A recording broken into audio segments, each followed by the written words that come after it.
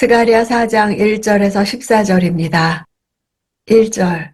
내게 말하던 천사가 다시 돌아와서 잠에서 깨우듯 나를 깨웠다.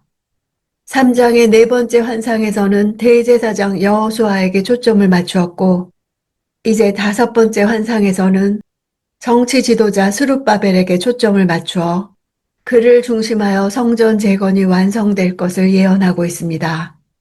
대제사장 여호수아와 스룹바벨은 고레스 왕이 포로 해방령을 선포하여 귀환을 허락했을 때 제1차로 이스라엘 백성들을 이끌고 고토로 귀환한 민족의 지도자들이었습니다.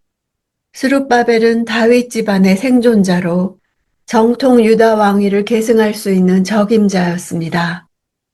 2절. 천사가 내게 말했다. 무엇이 보이느냐? 내가 말했다. 숭금 등잔대가 보입니다. 등잔대 꼭대기에 7개의 대접이 달려있고 대접마다 등잔불이 있으며 그 대접 아래로 7개의 대롱이 연결되어 있습니다. 등잔대는 모세시대의 성막과 솔로몬 성전의 성소 안에 있던 여호와의 임재를 상징하는 중요한 성물입니다. 모세의 성막에는 1개, 솔로몬 성전에는 좌우에 5개씩 총 10개가 있었습니다. 스가랴가 환상으로 본 숭금 등잔대는 성전 내부에 있던 등잔대와 다른 점이 있었습니다. 대접이 있고 대롱이 있다는 것입니다. 성소 내부의 성전 등잔대에는 제사장이 기름을 부어야 했습니다.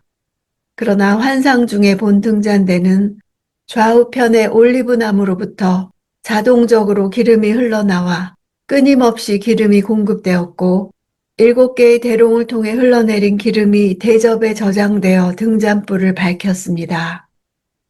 6절. 그러자 그가 내게 말했다. 이것이 스룹바벨에게 하신 여호와의 말씀이다. 내 힘으로도 안 되고 내 능력으로도 안 되고 오직 내 영으로만 된다. 만군의 여호와가 말한다. 스룹바벨은 성전 재건 당시 페르시아의 다리오 왕으로부터 유다의 총독으로 임명을 받았고 유다 땅 내에서 모든 정치적 사건을 진두지휘했습니다. 원문상으로도 주어가 빠진 문장이지만 여호와의 말씀은 성전 재건 사업을 두고 하시는 말씀입니다. 성전 재건 사업은 사람의 힘으로 혹은 사람의 능력으로 절대 되지 않는다는 사실을 부각시킵니다. 힘은 일반적으로 군사력을 의미하며 능력은 인간적인 능력이나 재능을 의미합니다.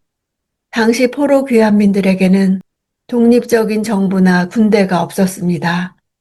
스룹바벨이 유다 총독으로 임명되긴 했지만 모든 반대 세력을 제어하고 그 혼자만의 능력으로 성전 재건 사업을 완수해낼 만한 역량도 부족했습니다. 그럼에도 불구하고 성전 재건 사업은 반드시 성공할 것입니다. 이는 오직 하나님의 영으로만 되기 때문입니다. 성령 하나님은 하나님이 계획하시는 일을 적용하고 성취하시는 분이십니다. 7절. 큰 산아, 내가 뭐냐? 스룹바벨 앞에서 내가 평평해질 것이다. 그가 성전을 지을 머릿돌을 가지고 나올 때 은혜가 거기 있다 라고 외치는 소리가 있을 것이다. 여기서 큰 산은 당시 성전 재건 사업에 방해가 되었던 여러 세력들을 가리킵니다. 16년 만에 재개된 성전 재건 공사에도 방해가 있었습니다. 강서편 총독 다뜨네와 스달보스네와 그 동료들이 재개된 성전 재건 사업을 못마땅하게 여겨 페르시아 왕 다리오에게 법적으로 근거 있는 사업인지 조사하도록 촉구했던 것입니다. 그러나 아무리 큰 산이어도 하나님 앞에서는 아무것도 아닙니다. 평평해지는 것은 큰 산과 대조를 이룹니다. 평지는 장애물이 완전히 제거된 상태를 뜻합니다. 스룹바벨은 하나님의 은혜로 더 이상의 방해 없이 성전 재건 사업을 이끌게 될 것입니다. 시대를 막론하고 하나님께서 하시는 일을 가로막는 대적들의 위협과 방해는 있습니다. 그것이 큰 산처럼 거대하고 넘지 못할 장애물로 보이나 하나님이 역사하시면 어떤 장애물도 제거될 것이며 하나님의 백성들은 능히 이겨낼 수 있습니다. 10절. 시작이 초라하다고 하찮게 여기는 사람이 누구냐? 사람들은 스룹바벨의 손에 측량줄이 있는 것을 보고 즐거워할 것이다. 이 일곱 눈은 온 땅을 두루돌아 살피시는 여호와의 눈이다. 당시 건축되고 있던 제2성전의 규모를 보며 보잘것없다고 생각하는 자들이 있었습니다. 에스라도 과거 솔로몬 성전의 영광을 알고 있던 노인들이 제2성전의 초라한 기초석을 보고 대성통곡했다고 기록했습니다. 그러나 하나님은 학계 선지자를 통해 그렇게 멸시당하던 성전이 나중에는 영화롭게 될 것을 말씀하셨습니다. 제2성전의 초라한 면모는 성전의 원형이신 그리스도께서 이 땅에 성육신하셨을 때의 비하와 겸손을 예표하는 것입니다. 그리스도는 초라한 모습으로 이 세상에 나셨고 나사렛이란 보잘것없는 촌락에서 목수의 아들로 자라셨습니다. 더욱이 저주받은 십자가에서 죽으심으로 하나님께 버림받은 자로 여겨졌습니다. 일곱 눈은 여호와의 지혜와 지식이 완전함을 상징합니다. 또한 여호와의 전지하심을 말합니다. 성전 건축이 완수되도록 여호와께서 역사하실 것입니다. 14절. 천사가 말했다. 이것들은 온 세상을 다스리는 여호와를 섬기는 기름 부음 받은 두 사람이다. 대제사장 여호수아와 스룹바벨은 하나님의 영으로 충만하게 기름 부음 받은 사람들이었습니다. 하나님의 영은 성전 재건을 도모하사 포로에서 귀환한 백성들을 거룩한 백성의 공동체로 세우실 것입니다.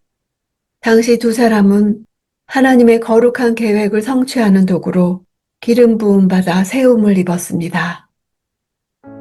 하나님 나라는 하나님이 손수 세우십니다. 큰 산을 꾸짖으시고 초라하다고 하찮게 여기는 교만을 책망하십니다. 세속 역사가의 눈으로 볼 때 여호수아와 스룹바벨은 한 변방의 별 영향력 없는 지도자들에 불과하지만 그들은 진정한 의미에서의 역사의 중심에 서 있는 자들이며 하나님의 뜻을 이루어 나가는 종들인 것입니다.